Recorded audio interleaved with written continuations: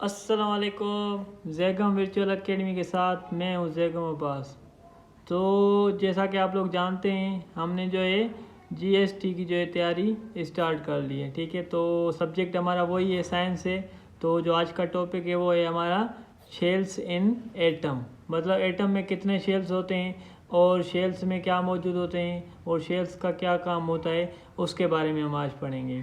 असल में ये शेल्स ऑफ एटम के बारे में हमें जो है बताया था, वो किसने बताया था? बोर्स मॉडल ने जो है हमें बताया था कि शेल कितने हैं, उसका क्या काम है, इलेक्ट्रॉन कितने कितने शेल्स में होते हैं, वो सारा कुछ जो है हम आज पढ़ेंगे। और ये किसने बताया था? बोर्स ने बताया था। अब इसका इंट्रोडक्शन देखते हैं। इंट्रोड्यूस नील बोर, इसका जो पूरा नाम है क्या है? नील बोर्स है। और ये इसने दिया था, वो कब दिया था? 1913 में दिया था। ठीक है, 1913 में जो है इसने बताया था। अब क्या, जो इलेक्ट्रॉन्स होते हैं वो एटम में जो है एक फिक्स स्पीड में घूमते रहते हैं या फिर क्या करते हैं, वो हम आज जो है देखें क्या करते हैं। Electrons move in fix circular path, मतलब जो एटम में होते हैं एक फिक्स जो है वो होते सर्किल होता है, उसमें क्या करते हैं? घूमते रहते हैं। जैसे ये हमारा न्यूक्लियस हो गया। अब ये देखें, ये फिक्स हमारा सर्कुलर पाथ है, इसमें इलेक्ट्रॉन्स क्या करते हैं? घूमते रहते हैं। ठीक है, इसका मतलब ये कि इलेक्ट्रॉन्स जो है मूव करते हैं फिक्स सर्कुलर पाथ में। और जो सिक्स सर्कुलर पाथ होता है उसको हम क्या बोलते हैं?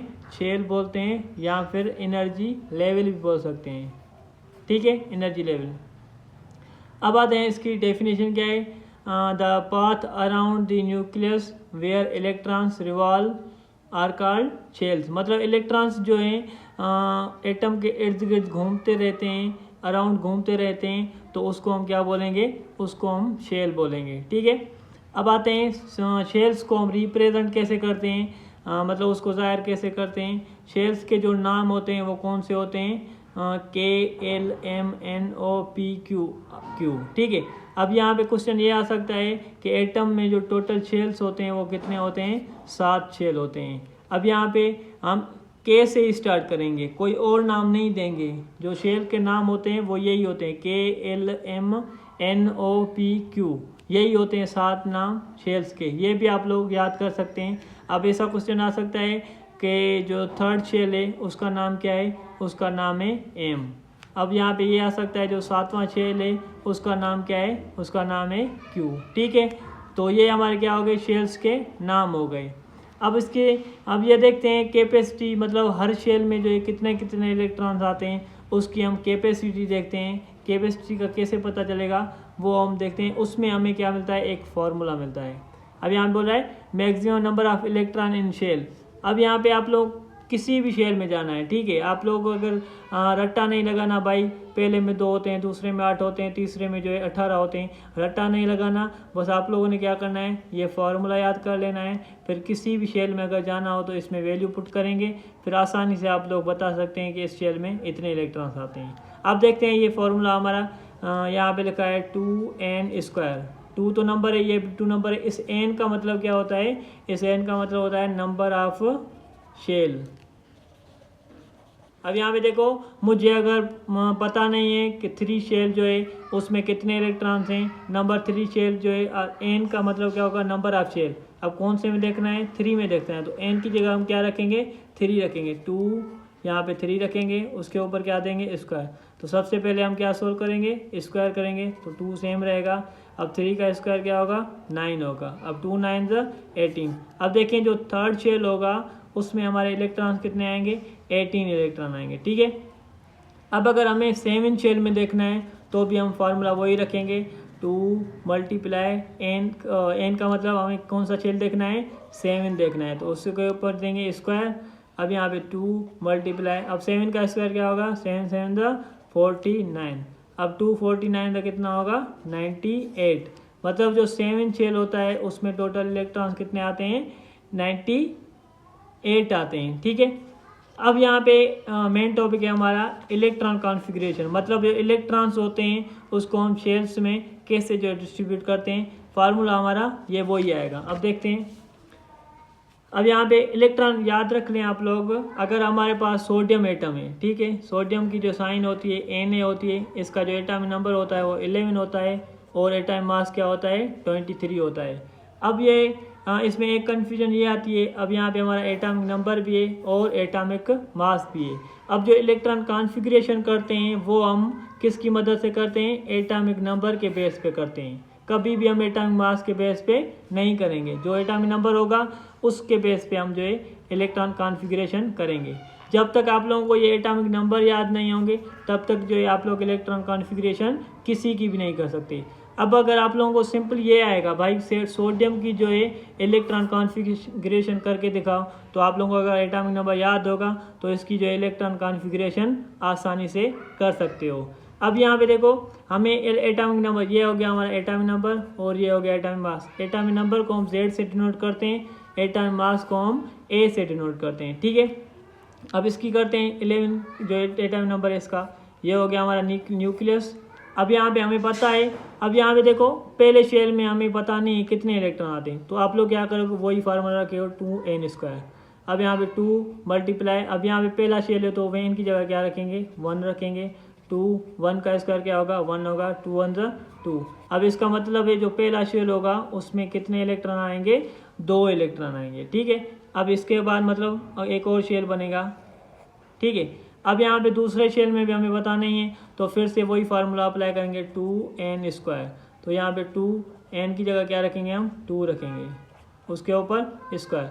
2 मल्टीप्लाई 2 का स्क्वायर क्या होगा, 4, 2 4 8। अब यहाँ पे जो दूसरा शेल आएगा उसमें टोटल इलेक्ट्रॉन कितने आएंगे, 8 आएंगे। मतलब यहाँ पे 2 4 6 8। अब यहाँ पे काउंट करते हैं, ये हमारे 2 हो गए, 2 और 8 कितने हो गए, 10 हो गए। यहाँ पे कितना है हमारा एटॉमिक नंबर, 11 है। तो इसका मतलब ये हुआ कि अभी भी हमारा एक इलेक्ट्रॉन जो है रहता है, तो एक और शेल बनाने की ज़रूरत है।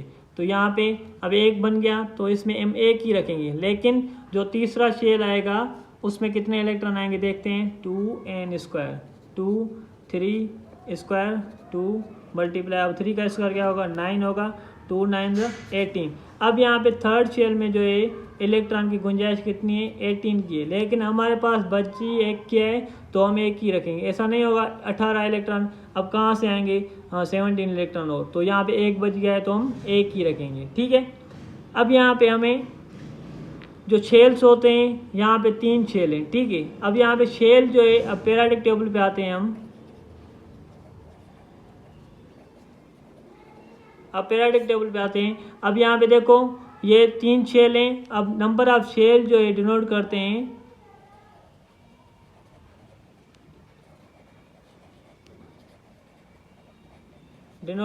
किसको, पीरियड को, ठीक है। मतलब ये हुआ कि इसके जो है पीरियड कितने, 3 है, तो जो शेल कितने हैं, 3 है।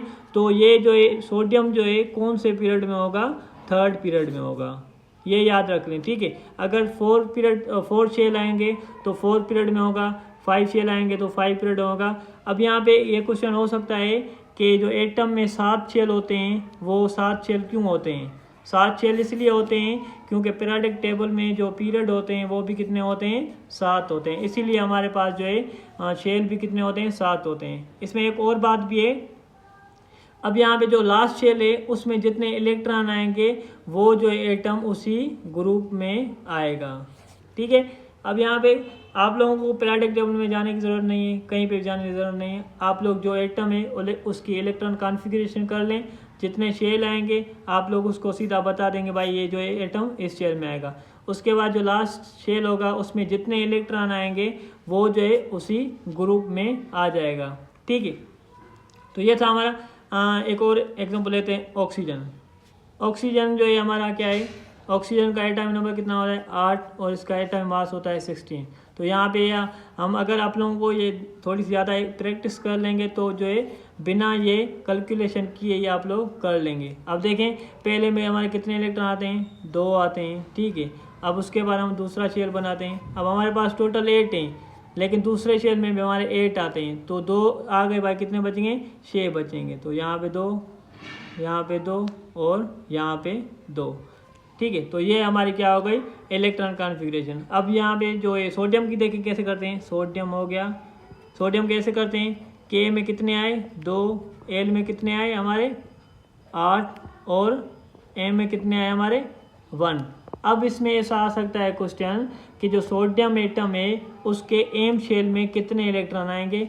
तो यहाँ पे अगर इलेक्ट्रॉन कॉन्फ़िगरेशन आप लोगों को आ रही होगी तो आसानी से बता सकते हो कि एम शेल में कितने इलेक्ट्रॉन आएंगे, 1 आएंगे। ऐसे भी आ सकता है कि एल शेल में कितने इलेक्ट्रॉन आएंगे, 8 आएंगे। यहाँ ऐसा आ सकता है ऑक्सीजन के जो है टोटल शेल कितने बनेंगे, 2 शेल बनेंगे, ठीक है। तो यहाँ पे इस तरीके से आप लोग, अब यहाँ पे देखो इस ऑक्सीजन में कितने शेल आ रहे हैं, 2 शेल आ रहे हैं। तो इसका मतलब ये है कि पीरियोडिक टेबल में ये कौन से पीरियड में आएगा, सेकंड पीरियड में आएगा। और इसके लास्ट शेल में कितने इलेक्ट्रॉन हैं, 6 इलेक्ट्रॉन हैं। तो ये कौन से ग्रुप में होगा, 6th ग्रुप में होगा, ठीक है। तो इस तरीके से आप लोग जो है इलेक्ट्रॉन कॉन्फ़िगरेशन कर सकते हो। और इसी तरीके से जो इसमें क्वेश्चन जो है बहुत सारे आ सकते हैं। तो ये बेसिक चीज़ें अगर आप लोग क्लियर कर लेंगे तो इंशाल्लाह आप लोग जो है टेस्ट में जो है अच्छे नंबर ला सकते हैं, ठीक है। तो उम्मीद करता हूँ आप लोगों को मेरा वीडियो पसंद आया होगा। अगर पसंद आया हो तो मेरे वीडियो को लाइक, कमेंट, शेयर ज़रूर करें। Thank you so much.